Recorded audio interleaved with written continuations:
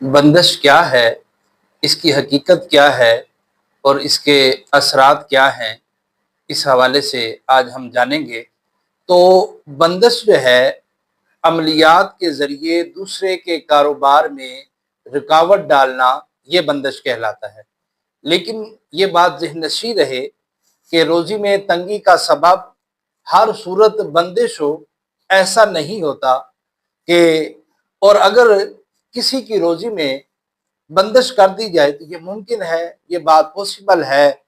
جب کسی پر جادو کر کے اس کے بدن کو بیمار کیا جا سکتا ہے تو جادو کر کے اس کے رزق کو، اس کے کاروبار کو بند کیا جا سکتا ہے، اس میں بندش ہو سکتی ہے۔ تو اسی طرح زندگی کے معاملات دیگر جو ہیں ان میں بھی رکاوٹ ڈالی جا سکتی ہے، ان میں بھی بندش ڈالی جا سکتی ہے۔ یہ سب معاملات پاسبل ہیں، ممکن ہیں، لیکن ہر ایک کے ساتھ جو ہے بندش ہو یہ ضروری نہیں ہے۔ بہت لوگ جو ہے وہ وہمی بھی ہوتے ہیں۔ جس طرح اگر کوئی شخص ڈاکٹر کے پاس گیا اور اس نے میڈیسن لی، لیکن اس میڈیسن نے اسے فائدہ نہ دیا، اس دوائی نے اسے فائدہ نہ دیا، تو وہ اس سے خود بخود ہی سمجھ جاتے ہیں کہ نہیں، ہمارے اوپر کوئی نہ کوئی اثرات ہیں، کسی نے عملیات کیے ہوئے ہیں، بندش ہے۔ تو یہ دوا کا اثر ہونا نہ ہونا یہ اللہ کی مشیت پر ہے۔ اللہ چاہے گا تو ہی شفا ملے گی۔ تو ہمیں کیا کرنا چاہیے؟ میڈیسن لیں اور اللہ کی رحمت پر نظر رکھیں اور دعا کرتے رہیں، انشاءاللہ الکریم اللہ تعالیٰ شفا دے گا۔ اور اگر واقع ہی بندش ہے تو پھر اس کا علاج کروایا جائے گا۔ یاد رکھیں کہ جو جادو کروانا ہے اس کے حوالے سے احادیث طیبہ میں موجود ہے۔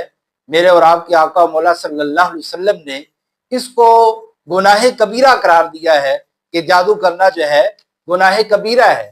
تو اب جسمانی معاملہ ہو، نفسانی معاملہ ہو، بیماریاں ہوں، ڈپریشن ہو، ٹینشن ہو، یہ اثرات ہو سکتے ہیں، اس پر جو ہے جادو کے اثرات ہو سکتے ہیں، اس وجہ سے یہ معاملات ہو رہے ہوں۔ نظر بد بھی ہو سکتی ہے، بندش بھی ہو سکتی ہے، ان وجوہات کی بنا پر بھی یہ معاملات ہو سکتے ہیں۔ تو انشاءاللہ الکریم جو وظیفہ میں عرض کروں گا اس سے گھریلو ناچاکیاں بھی دور ہو جائیں گی، پریشانیوں سے نجات بھی مل جائے گی، گھر امن کا گہوارہ بھی بن جائے گا، رزق میں بھی اضافہ ہوگا اور ناچاکیاں بھی دور ہوں گی، پریشانیاں بھی دور ہوں گی، اور انشاءاللہ الکریم اللہ تبارک و تعالی شفا بھی عطا فرمائے گا۔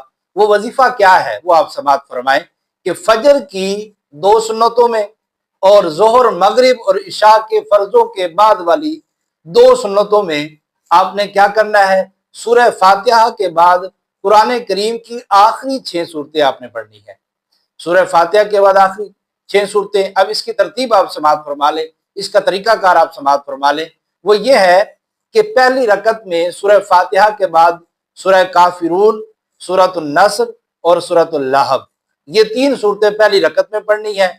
اور اس کے بعد دوسری رکعت میں سورہ اخلاص یعنی قل هو اللہ احد اور سورہ فلق، قل اعوذ برب الفلق، اور پھر اس کے بعد تیسری سورت جو پڑھنی ہے سورۃ الناس، قل اعوذ برب الناس۔ تو پہلی رکعتوں میں 3، رکعت میں 3 اور دوسری رکعت میں 3، اس طرح یہ 6 صورتیں ہو جائیں گی۔ تو ہر صورت کی ابتدا میں آپ نے بسم اللہ الرحمن الرحیم یہ مکمل پڑھنی ہے۔ تو اللہ تبارک و تعالیٰ کرم فرمائے گا، اس کی بدولت آپ کی پریشانیاں دور ہوں گی، اس کی بدولت آپ کی ناچاکیاں دور ہوں گی، گھر امن کا گہوارہ بنے گا، رزق میں تنگی دور ہوگی، کاروبار میں برکت ہوگی، اور اللہ تبارک و تعالیٰ نے چاہا تو شفا بھی ملے گی، اور تمام بندشیں اور اثرات اور جادو وغیرہ کے اثرات ختم ہو جائیں گے۔ لیکن یہ پڑھنا کب تک ہے، اس کے پڑھنے کی لمٹ کب تک ہے؟ تو تا حصول مراد اس کو پڑھا جائے، انشاءاللہ اللہ تبارک و تعالی کرم فرمائے گا۔